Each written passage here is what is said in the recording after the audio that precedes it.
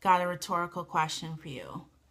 Do you want your business to bring in more revenue this year than it did last year? You don't have to answer it. I know the answer. It's yes. And if it's no, stop this video right now. This ain't for you. So I'm Nicole K. Lundy, your money making brand strategist over at profitablepersonalbrand.com. And today I want to talk to you about increasing your brand equity, which leads to increasing your revenue.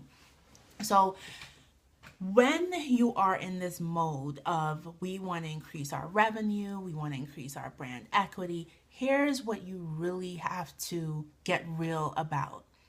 And it's about measuring where your brand equity is today. Now, a lot of companies, when they want to increase their revenue, the first thing they do is like, well, let's raise our prices. Yes, I agree. Raising prices is the easiest way to make that happen. But the thing is, you cannot raise your prices and you don't raise the perceived value of your product or service in the marketplace. You see, if you raise something from $100 that to now $500, your customer service needs to be improved, how the product looks needs to be improved, how it's packaged needs to be improved, how it's delivered needs to be improved to match now the $500 price point. Now, even when your product or service was $100, people, perceived it to be worth way more than $100. So if you move the price point from $100 to $500, your product or service needs to be perceived as way more value than $500. You get it? People always want to feel, even if it's not a sale, that they're getting a bargain. That whatever they're paying for has way more value than the monetary value that they're putting out.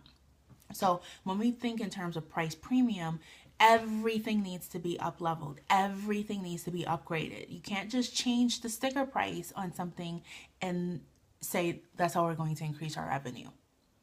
Number 2 is customer satisfaction. You have current clients in your business right now. Go to them honestly and authentically and ask them, what way can we improve our product and service to you? What would you change? What could we do? Always give an incentive, always give a reward for them helping you get this insider market research. And then when you actually get the feedback, implement it. Implement it. The thing is, if you want to increase your brand equity, all of these points need to happen. So next, you want to check in on your organization's reputation.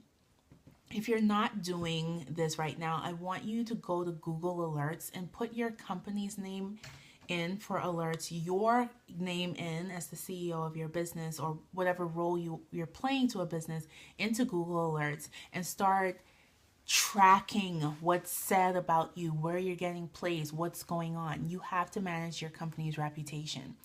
If, for instance, you are registered on the Better Business Bureau and you had no idea that you have a C rating, a D rating, an F rating, that's a freaking problem. You need to address that right away.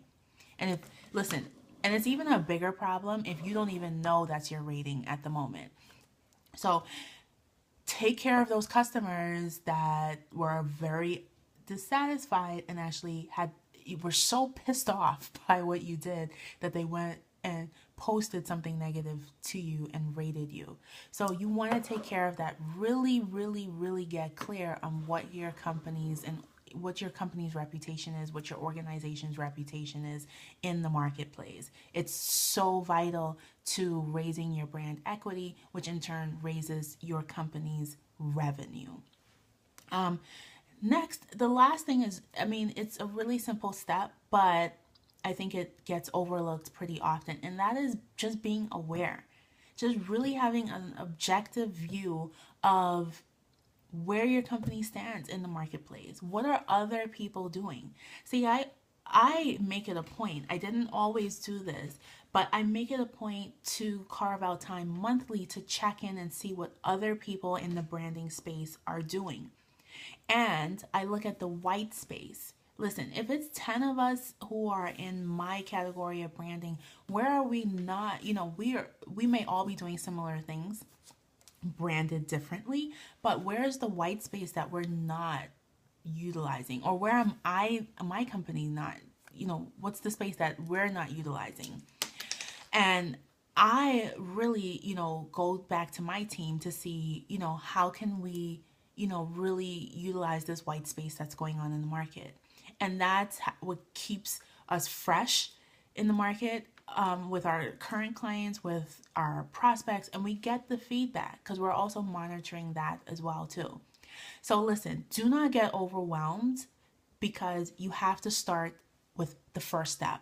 But I guarantee you that your answer to my initial question, that you do want to bring more revenue into your business this year, it starts with, what do I always say? A brand plan. But more importantly, specific for this video, you want to increase your brand's equity.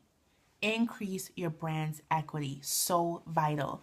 So in the comments below, tell me what you think on a scale of 1 to 10 your brand's equity is in the marketplace right now. Be honest, don't be ashamed, because listen, a few years ago, I can honestly say my brand's equity was maybe a 2 or 3 out of 10 at most. Horrible. But I got real and honest and put a plan in place to increase my brand equity at a pretty aggressive rate. So you have to start somewhere. I want to encourage you about that, but let's get this revenue up, okay? You can make a bigger impact with bigger revenues. Nicole K. Lundy, your money-making brand strategist. Make sure you subscribe to this channel. Make sure you're following me on Twitter and Instagram at Nicole K. Lundy, and I will see you in another video.